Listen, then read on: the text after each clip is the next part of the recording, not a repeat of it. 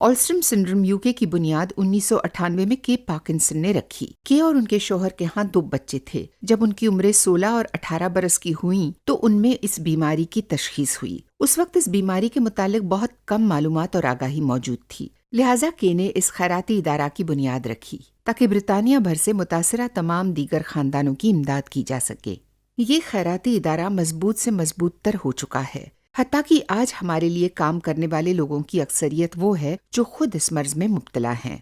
मैं सारा वक्त ऑल्स्ट्रम सिंड्रोम यूके के लिए काम करती हूँ। मेरे 2 बच्चे हैं जिनमें से एक में ऑल्स्ट्रम सिंड्रोम की तशखीस हुई है। ऑल्स्ट्रम सिंड्रोम यूके बर्मिंघम चिल्ड्रंस अस्पताल और क्वीन एलिजाबेथ अस्पताल के ताउन से ऑल्स्ट्रम से मुताल्लिका खिदमात फराहम करता है। जैसा कि ये मर्ज इंतहाई नायाब है, लिहाजा इंतहाई माहिराना खिदमात की फराहमी के लिए हमें NHS इंग्लैंड का ताउन हासिल है। हम समझते हैं कि जिंदगी किस कदर मुश्किल हो सकती है, ताहम इस मर्ज के लिए इमदाद की एक वसी रेंज मौजूद है। ताहाल ऑल्स्ट्रम सिंड्रोम का कोई इलाज नहीं है, लेकिन बर्मिंघम में मौजूद मराकज़े सेहत इस मर्ज में मुब्तला लोगों को सेहतमंदाना जिंदगी गुजारने के लिए इमदाद फराहम कर रहे हैं। हमारे साथ कुछ हकीकी गैर मामूली और अलकाई खानदान भी हैं। आप अकेले नहीं हो।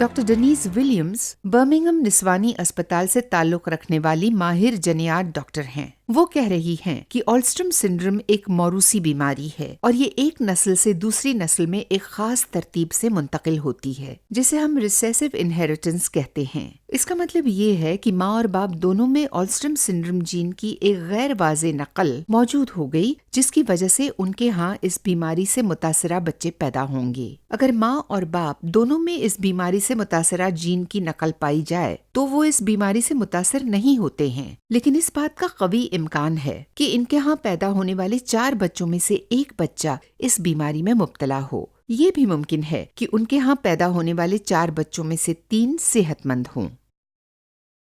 Professor Tim Barrett Birmingham children's अस्पताल में काम करते हैं। ऑल्स्ट्रम सिंड्रोम शायद 8 लाख से 10 लाख नौजवानों में से एक को मुतासिर करती है, जिसकी वजह से ये बीमारी इंतहाई नायाब है। मैं ब्रितानिया में ऑल्स्ट्रम सिंड्रोम से मुतासरा तकरीबन 25 बच्चों को जानता हूँ। अगर आप वालिदैन इस बात पर परेशान हैं कि कहीं आपके बच्चे में ऑल्स्ट्रम सिंड्रोम तो नहीं पाई जाती, तो जान लीजिए कि इस बीमारी की अलामात में से सबसे ज्यादा मशहूर अलामत ये है कि इस मर्ज में मुब्तला बच्चों की आंखें पैदाइश के पहले 6 हफ्तों ही में फड़कना शुरू कर देती हैं, यानी इनमें फड़कने वाली आंखें वॉबली आइज पाई जाती हैं। इस हालत को बयान करने के लिए तिब्बी इस्तिलाह नाइस्टैग्मस इस्तेमाल की जाती है।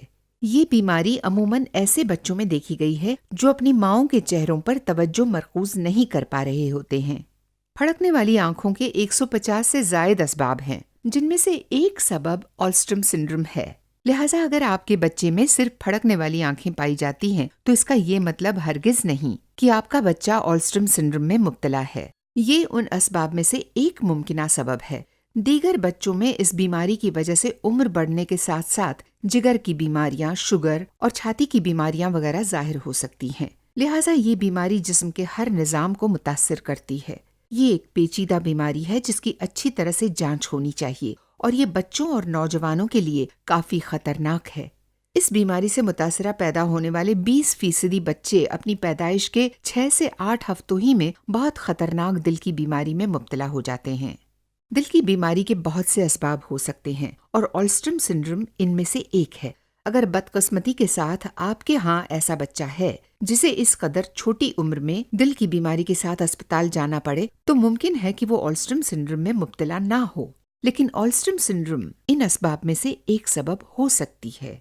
डॉक्टर तारिक क्वीन एलिजाबेथ अस्पताल में बतौर डॉक्टर काम करते हैं। आप ब्रितानिया में नौजवानों को ऑल्स्ट्रम सिंड्रोम से मुताल्लिका खिदमात फराहम करते हैं। اس کی ہلاکت کا اندازہ لگانا اس وقت اور مشکل ہو جاتا ہے جب آپ کو خبر دی جائے کہ اس بیماری کی وجہ سے آپ کی بینائی ضائع ہو چکی ہے اور آپ کی قوت سماعت بھی ختم ہو چکی ہے اور اس کی وجہ سے آپ دوہرے حواس کھو بیٹھے ہیں۔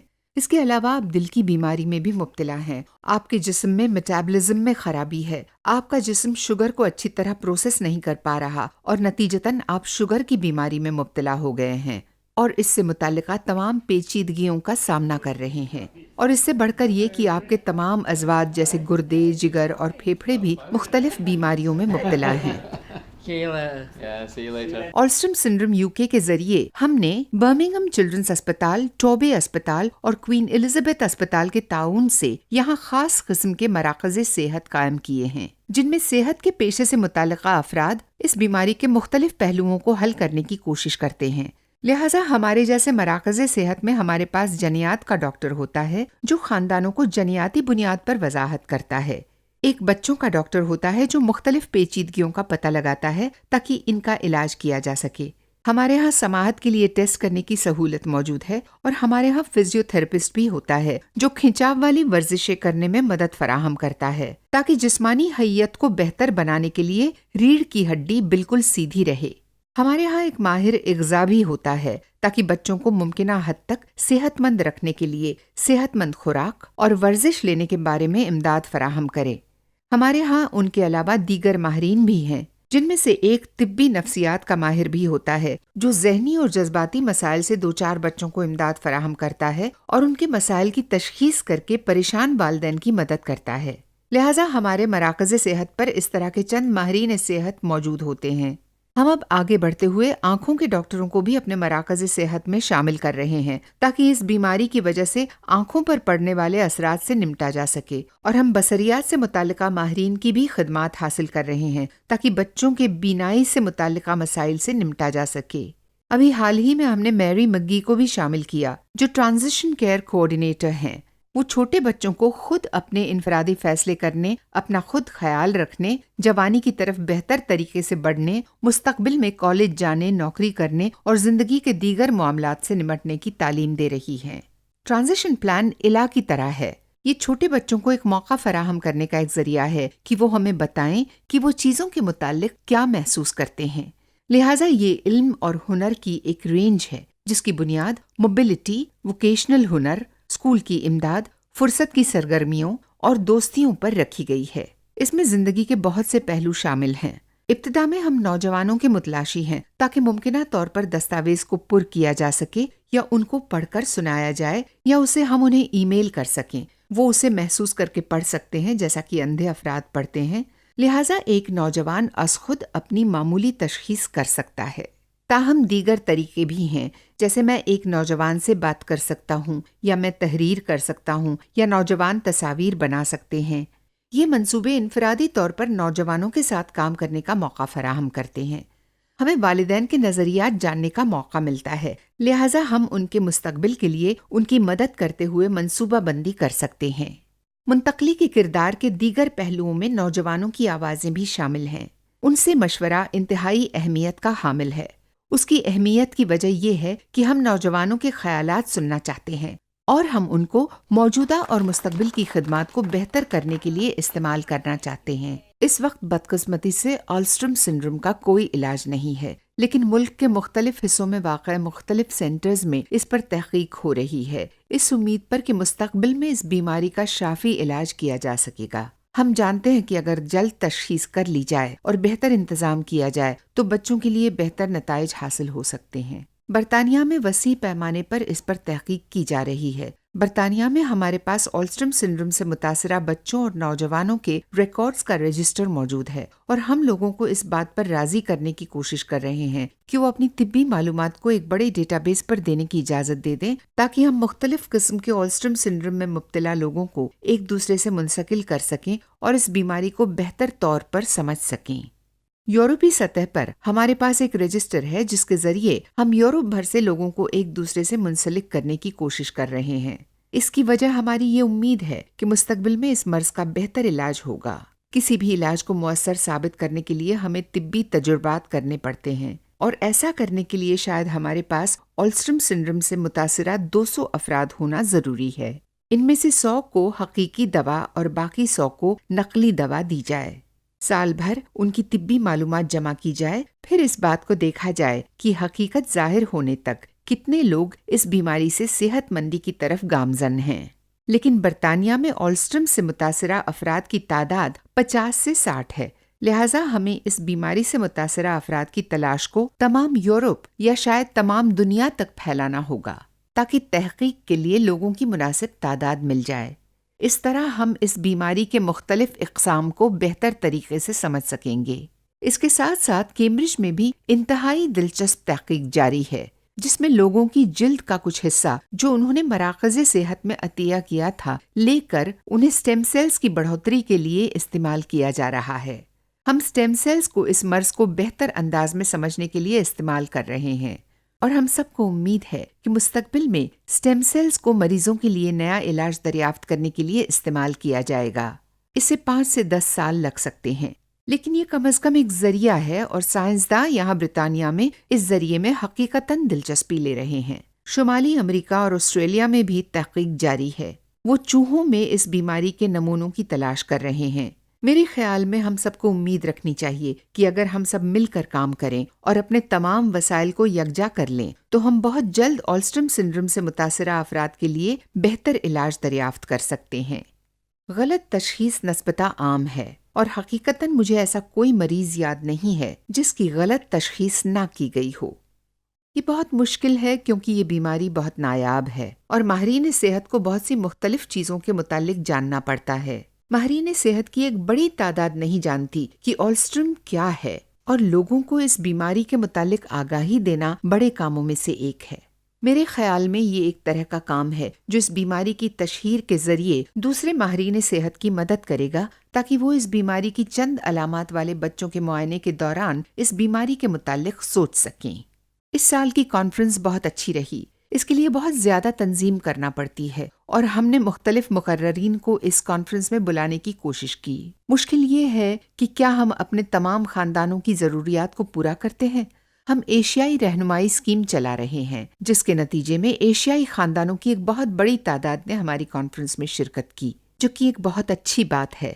جہاں بھی میں جاتی ہوں میں جانتی ہوں کہ والدین کیا محسوس کرتے ہیں۔ آلسٹرم سنڈروم UK آپ ہی کے پاس ہے، صرف ایک فون کال کی دوری پر۔ اگر آپ ان سے کوئی سوال کرتے ہیں تو وہ آپ کی مدد کرتے ہیں۔ یہ نہ ہوتے تو مجھے معلوم نہیں میرا بیٹا آج کہاں ہوتا۔ میں ان سب کی مشکور ہوں جن کی وجہ سے ابھی تک میرا بیٹا میرے پاس ہے۔ ایشیائی رہنمائی کا منصوبہ وہ منصوبہ ہے جس کے ذریعے ہم ایشیائی کمیونٹی میں اس بیماری کے متعلق آگاہی پیدا کرنے کی کوشش کر رہے ہیں، کیونکہ بعض اوقات یقینی طور پر آپ کے لیے اپنی فرسٹ کزن سے شادی کرنے کے بارے میں بات کرنا مشکل ہو سکتا ہے۔ لہٰذا اگر ہم اپنی فرسٹ یا سیکنڈ کزن سے شادی کرتے ہیں تو ہم ان کے ساتھ اپنے کچھ جینز کا اشتراک کرتے ہیں، لہٰذا ہم اپنے صحت مند جینز کا اشتراک کر رہے ہیں، اور ممکن ہے کہ ہم اپنے کچھ غیر واضح جینز کا اشتراک بھی کر رہے ہوں۔ تو ایسی صورت میں آلسٹرم سنڈروم سے متاثرہ بچے کے پیدا ہونے کا قوی امکان ہے، لیکن ایسا تاحال بہت معمولی سا خطرہ ہے۔ لیکن اگر آپ کے ہاں اس بیماری میں مبتلا بچہ ہے تو اگلے حمل میں ویسے ہی بچے کی پیدائش کے بہت زیادہ امکانات ہیں۔ آلسٹرم سنڈروم ایک ایسی بیماری ہے جو تمام نسلوں اور ثقافتوں کو متاثر کرتی ہے۔ میں ایشیائی خاندانوں کو یہ مشورہ دوں گی کہ وہ آگے بڑھیں۔ اس کے متعلق پریشان ہونے کی کوئی بات نہیں، میں آپ کی مدد کر سکتی ہوں، اور پوری آلسٹرم ٹیم آپ کی مدد کرنے کے لیے موجود ہے، لہٰذا آپ پریشان نہ ہوں اور نہ ہی خوف زدہ ہوں۔ میں آلسٹرم سنڈروم سے متاثرہ بچے کی ماں ہوں، اور میں آلسٹرم سنڈروم برطانیہ کے ساتھ اس لیے کام کرتی ہوں کہ میں آپ کے احساسات اور تکلیفات کو سمجھ سکوں۔ ہم یہ نہیں کہہ رہے کہ آپ کزنز سے شادی نہ کریں، ہم صرف یہ کہہ رہے ہیں کہ آپ شادی سے پہلے اس بیماری کا پتہ لگانے کے لیے دستیاب جنیاتی ٹیسٹ کرا لیں۔ تاحال ہم یہ پیشگوئی نہیں کر سکتے کہ کون خطرے میں ہے جب تک کسی خاندان میں اس بیماری سے متاثرہ بچہ نہ ہو، لیکن ایک مرتبہ کسی جوڑے کے ہاں اس بیماری سے متاثرہ بچہ پیدا ہو جائے تو پھر ہم خاندان میں سے ہر فرد کو کیریئر ٹیسٹ کے ذریعے یہ بتا سکتے ہیں کہ ان میں سے کس میں اس بیماری سے متاثرہ بچوں کے پیدا ہونے کا امکان ہے۔ تو ایسا جوڑا جس کے ہاں پہلے ہی سے اس بیماری سے متاثرہ بچہ ہوتا ہے، ان کے پاس دیگر بہت سے اختیارات موجود ہیں۔ مستقبل کے حمل میں کچھ لوگ ایک دوسرا خطرہ مول لینا پسند کرتے ہیں، کچھ لوگ قبل از پیدائش تشخیص چاہتے ہیں۔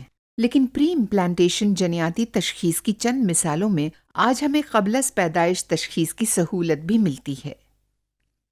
ویب سائٹس دیکھیں Orphanet, Alstrom syndrome UK، Birmingham children's, Queen Elizabeth اور یورو ویب سائٹس۔ ان ویب سائٹس پر ہم اس بیماری کے متعلق معلومات رکھتے ہیں، اور اگر آپ آلسٹرم سنڈروم سے متاثرہ کسی فرد کو تلاش کر رہے ہیں تو ہمیں بتائیں۔ اس طرح کے فرد کے ساتھ منسلک ہونا بہت اچھا ہوگا۔ ممکن ہے کہ آپ سال میں ایک بار ان کا حال چال پوچھنے آئیں، اور یہ بھی ممکن ہے کہ آپ آلسٹرم سنڈروم سے متاثرہ اپنے بچے کی بہتر انداز میں دیکھ بھال میں مدد حاصل کر سکیں اور کمیونٹی میں موجود مقامی ماہرین صحت کی مدد حاصل کر سکیں۔ اس DVD کا مقصد آلسٹرم سنڈروم سے متاثرہ افراد، ان کے خاندانوں اور ان کے ساتھ کام کرنے والے ماہرین صحت کے لیے دستیاب امداد کا اظہار کرنا ہے۔ تشخیص کے مرحلے پر اکثر مختلف قسم کے احساسات کو محسوس کیا گیا ہے۔ ان میں سے ایک احساس تباہی ہے، لیکن دوسرا احساس شاید سکون کا ہے جب تشخیص مکمل ہو جاتی ہے اور لوگ اس بیماری کو جان لیتے ہیں اور وہ لوگوں کے تجربے میں آنے والی انفرادی علامات کی وضاحت کرتے ہیں۔ ہر شخص اور خاندان منفرد ہے، جبکہ ہمارے خاندانوں کے تجربات میں کافی مماثلت موجود ہے۔ ہر کوئی اپنے انفرادی طریقے سے اس بیماری کے ساتھ رہنا اور نمٹنا سیکھے گا۔ آلسٹرم سنڈروم UK اس بیماری کے ہر مرحلے میں یہاں آپ کے ساتھ ہے۔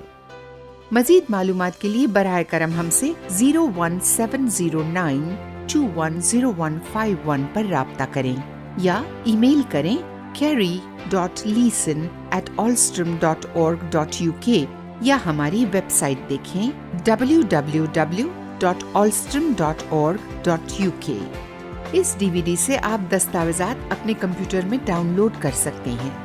آلسٹرم سنڈروم UK اس DVD کی تیاری میں مالی تعاون فراہم کرنے پر جینیٹک ڈیزارڈرز UK اور جینز فار جینز ڈے کا شکریہ ادا کرتی ہے۔